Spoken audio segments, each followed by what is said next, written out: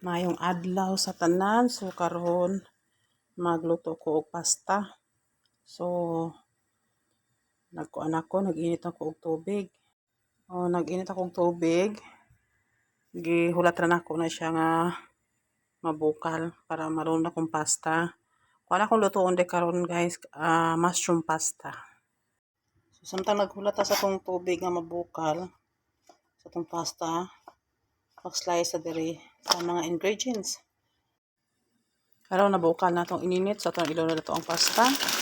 Tapos, magkulat ta og 15 minutes. Maluto siya. Isura ni mag-video kag ikaw magkausik-usik. So, karon mag-slice ta og mga lamas. Samtang nagkulat ko sa akong pasta nga maluto para magbuhat og sauce unya ni kahuman. So mga guys, ako na siyang giipon ang Italian seasoning, ang black pepper ug ang salt para sa kalunura na unya. Okay. Dito buho kay good mag 1 by 1 kog lunod ba niya. Wala mo hawak sa kuang cellphone. Ug karon naluto na tong pasta, so mag-start na ko og buhat og sauce. Ano siya.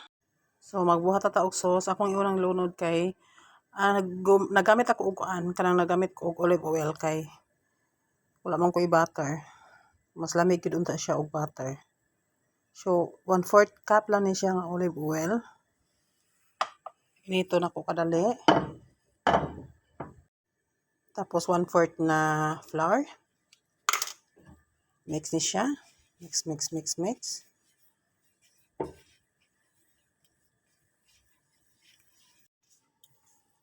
Ha?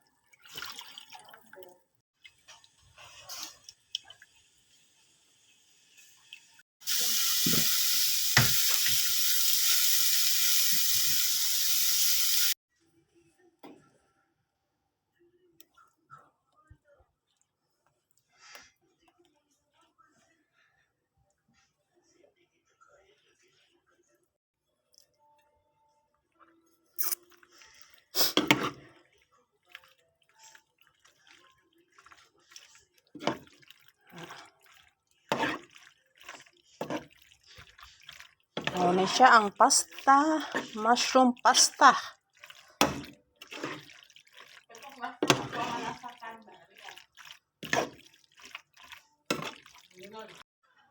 Ano niya ang mushroom pasta. Ito ang tilawan.